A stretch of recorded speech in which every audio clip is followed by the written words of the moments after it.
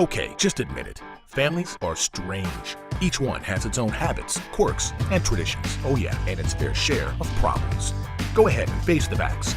No family is perfect.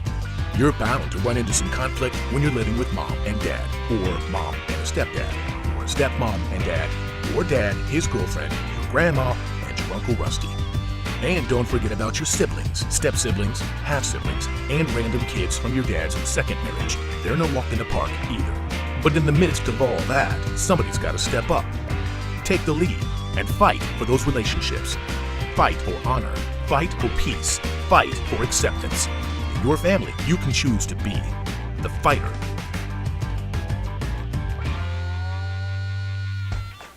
What's up, guys? Thanks so much for coming out and hanging out with us again today.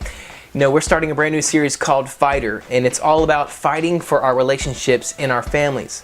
And today, I'm sitting here in my son's room. He's 4 years old, and right now, man, our relationship could not be any better. I mean, he loves hanging out with me, he loves playing with me, and every time he comes home from school, the first thing that he wants to do is he wants to go to his room, and he wants to grab some cards, or he wants to grab some Legos, or he wants to build a puzzle, and he wants to just spend the evening just coming and hanging out and playing with his dad.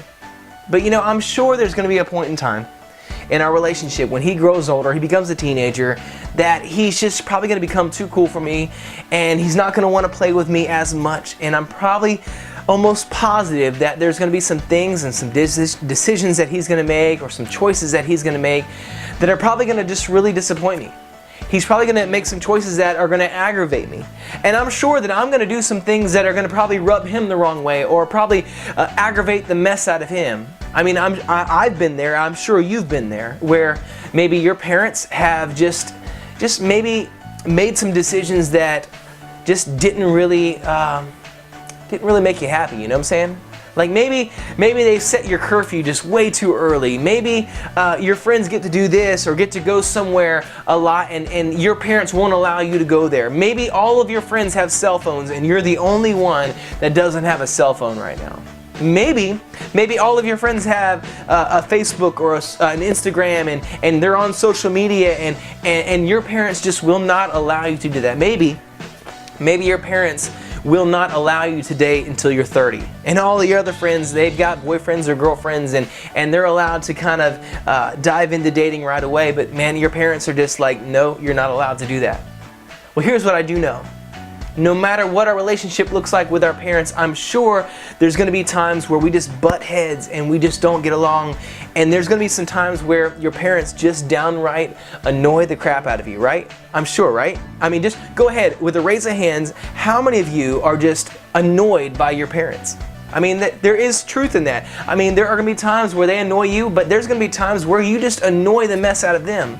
Here's what I do know. I want us to realize this, that no matter how frustrated we are with our parents, there's two things that we've got to know.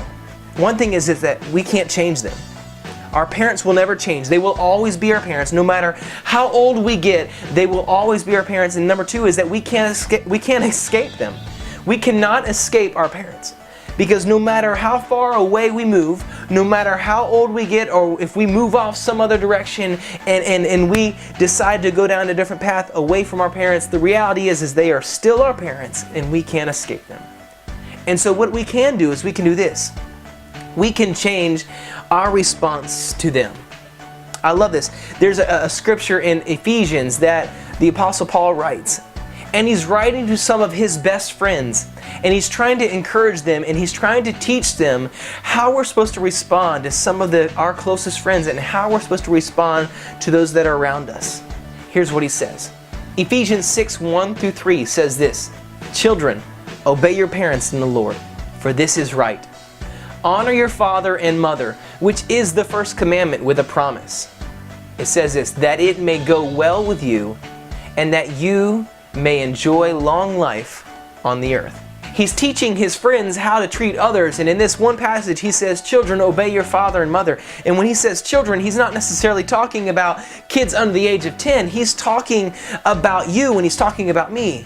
You see, I am the child of my mom and dad, and they are the child of their mom and dad. No matter how old I get, or no matter how far I move away, I will still be my mom and dad's child. And he's saying, honor your father and mother. You children, all of you children, honor your father and mother. I mean, hypothetically, let's just say, all your friends get to go out and hang out at football games tonight, and they get to go out and stay out late afterwards and hang out with each other, but for some reason, your mom and dad, they decide that they want you home early that night. You got an early curfew, you got to be home by 8 o'clock, and you got two ways of responding. You can get frustrated and angry, and you could throw a tantrum and huff and puff and get annoyed with them and roll your eyes, or you can respond with honor, and you can just honor their request. And without arguing, without complaining, just be home early and on time. Because I guarantee if you do the latter, if you honor their request, later on down the road when you want something, when you say you want to go somewhere special for spring break, I guarantee you they're going to trust you a whole lot more because you honored the request previous to that. See, honor opens the door for trust. It opens the door for respect, and it opens the door for a better relationship. I love this whole passage. It says, honor your father and mother, because it comes with a promise. And the promise is this: if you honor your father and mother, things will go well for you, and you will enjoy a long life on earth. Our measurement of honor, however much we honor our parents, will determine how well our life's going to be. It's going to determine how good our life's going to be. It's going to determine how long our life's going to be. And so, in knowing this, I want to challenge you guys to fight for honor, to fight to honor your parents.